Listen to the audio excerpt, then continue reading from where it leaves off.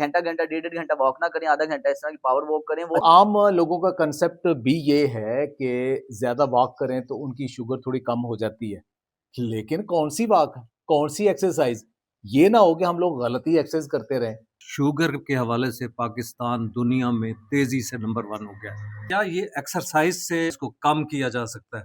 लोगों का सिर्फ रुझान वॉक की तरफ ही होता है कि सिर्फ वॉक ही करनी है। सबसे पहले शुगर के मरीज के लिए सबसे ज़रूरी है कि वो एरोबिक एक्टिविटीज़ करें।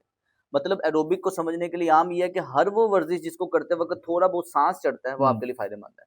हम लगातार वॉक करेंगे, घंटा वॉक भी करेंगे, आपको सांस नहीं चढ़ेगा। वॉक उस तरह एक्सरसाइज की कैटेगरी में नहीं आएगी अगर आपको सांस नहीं चढ़ेगा। वर्जिश की कैटेगरी में अगर आप वॉक को लाना चाहते हैं तो उसके दो असूल होने चाहिए। पहला असूल ये है कि आपको बाकायदा तौर पे पसीना आए।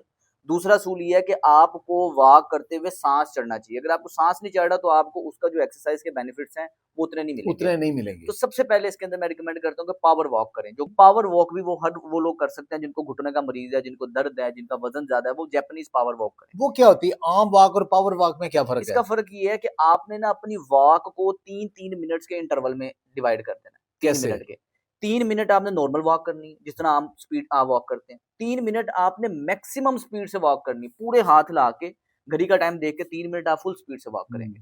फिर 3 मिनट दोबारा से नॉर्मल हो जाएंगे, फिर 3 मिनट तेज होंगे। ये आपने 10 बाउट्स करनी है इस तरह। तकरीबन 30 मिनट आपके बनेंगे। इससे फायदा ये होगा कि आपका हार्ट बीट स्लो थी, तेज होगी, फिर स्लो थी, तेज होगी। ये जो फ्लक्चुएशंस हैं ये आपके लिए बड़ी बेहतरीन है। कार्डियोवास्कुलर के लिए ये बेहतर है। नाइट्रिक ऑक्साइड की प्रोडक्शन बढ़ जाती है, वेज़ोडाइलेशन खून की होगी। नालियां नरम हो जाती हैं, बहुत फायदेमंद रहती है। घंटा घंटा 1.5 घंटा वॉक ना करें, आधा घंटा इस तरह की पावर वॉक करें। वो आधा घंटा पावर वॉक बराबर है 10,000 स्टेप्स के। तो क्या जो स्ट्रेंथ ट्रेनिंग है, वेट ट्रेनिंग है, वो भी हेल्प करती है? स्ट्रेंथ ट्रेनिंग सबसे बेस्ट है, सबसे आइडियल है अगर आपको ब्लड प्रेशर और शुगर है तो। अब इसके अंदर ये है कि इसको हम कहेंगे रेजिस्टेंस ट्रेनिंग। ओके। अब हमने करना ये है कि आपने आधा घंटा वॉक किया, लोग अगर 1.5 घंटे की एक्सरसाइज का टाइम लगा रहे हैं, आप आधा घंटा ये वॉक कर लें, आपकी आधे से ज्यादा एक्सरसाइज हो गई। इसके बाद के जो 15 से 20 मिनट है वो आपने रेजिस्टेंस ट्रेनिंग करनी है। अब इसमें क्या है कि मैं ये कहता हूँ कि अगर आपकी उम्र 50 साल है तो आप आसानी से 50 स्क्वाट्स लगा सकते हैं।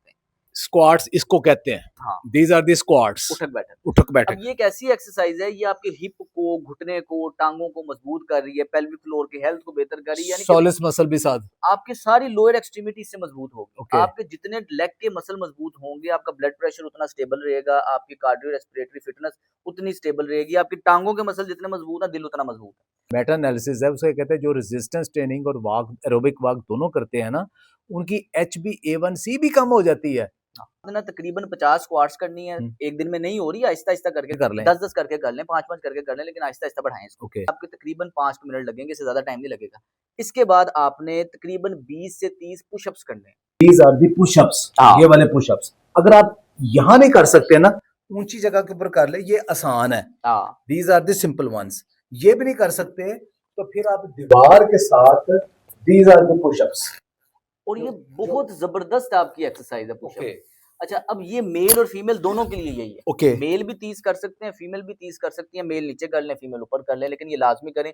बाजू मजबूत रहेंगे, दिल की सेहत मजबूत रहेगी, कोर मजबूत रहेगी। दो चीजें ये करने के बाद 5-5 मिनट इसमें लग गए। अगले 5 मिनट के लिए आपने सिर्फ प्लैंक करना है। इससे सर कोर के मसल आपके मजबूत हो रहे हैं, हिप आपका मजबूत हो रहा है। मिनट करनी चाहिए? अच्छा, वैसे तो आइडियल है कि आपको अपनी स्ट्रेंथ चेक करने के लिए शुरुआत में 1 मिनट से करें।